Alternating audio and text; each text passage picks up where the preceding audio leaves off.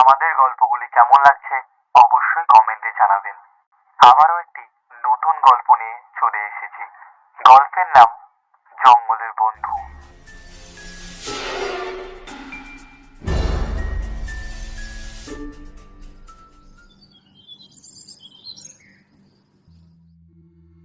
গ্রামের দুই বন্ধু সতীশ ও তনিত পুরনো স্কুল জীবনের বন্ধুত্ব টিকিয়ে রেখেছিল বহু বছর ধরে।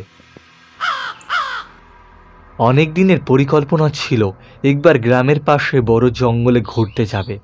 জঙ্গলটার নাম কালাবন। কালাবনে রাতে নাকি কিছু অদ্ভুত ঘটনা ঘটে। তবে দুজনের শহরের শিক্ষিত মানুষ এসব কুসংস্কার বিশ্বাস করে না। একদিন সকালে তারা রওনা দেয়, হাতে লণ্ঠন আর পানীয় জল আর কিছু খাবার সঙ্গে নিয়ে।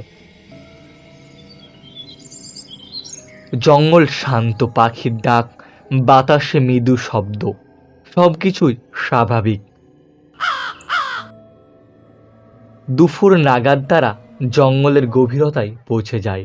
হঠাৎ তনিত একটি গাছের গায়ে অদ্ভুত আঁকিবাঁকি দেখতে পায়, যেন কেউ লাল রং এঁকেছে। পাশে সতীশ বলে ওঠে,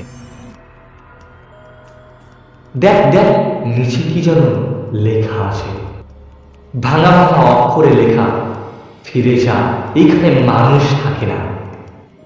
তারা হাসে, ভাবে কেউ মজা মজা করছে, কিন্তু তখন তারা জানতো না আসল ভয় তাদের জন্য অপেক্ষা করছে।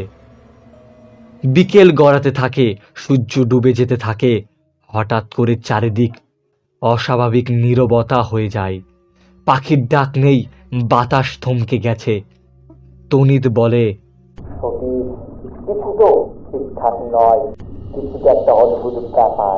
চল ভাই, ঘর ফিরে যাই। তবে পথ খুঁজে পাচ্ছিল না তারা। যে পথ দিয়ে তারা এসেছিল তা যেন উধাও হয়ে গেছে। চারিপাশে এখন শুধু ঘন গাছপালা আর অদ্ভুত ছায়া। হঠাৎ তারা দেখে একটা দূরে আলো জ্বলছে। আশা পেয়ে তারা এগিয়ে যায়। একটা পুরনো কুঠির, দরজা হালকা খোলা।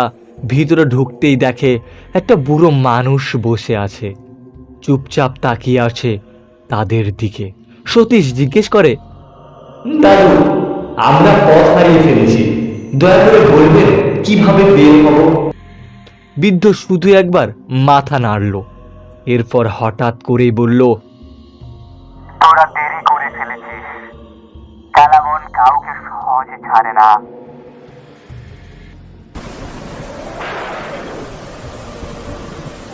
হঠাৎ ঝড় শুরু হলো। দরজা জানালা আপনি আপনি বন্ধ হয়ে গেল। ভেতরটা কেঁপে উঠল। বুড়ো চোখ লাল হয়ে উঠল। সে বলল, কালাবন তার নতুন বন্ধু পেয়েছে।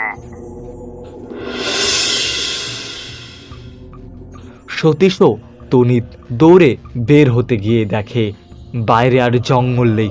আশ্চর্য ব্যাপার, চারপাশে ধোঁয়া আর অস্পষ্ট ছায়ামূর্তি ঘুরে বেড়াচ্ছে। তারা চিৎকার করে ওঠে, কিন্তু কেউ শুনছে না তাদের কথা। এক সময় তারা অজ্ঞান হয়ে পড়ে।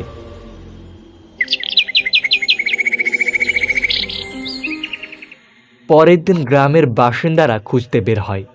অনেক খোঁজাখুঁজির পর তাদের দুজনকে পাওয়া যায় জঙ্গলের একবারে কিনারায়, অজ্ঞান অবস্থায়। চোখ খুললেই তারা শুধু একটাই কথা বলে যাচ্ছিল, কালাবনের বন্ধু, কালাবনের বন্ধু, সে আমাদের ছাড়বে না। আজও সতীশ ও তনিত রাতে ঘুমাতে পারে না। চোখ বন্ধ করলেই তারা দেখতে পায় সেই বুড়ো, সেই কুটির, সেই ছায়া।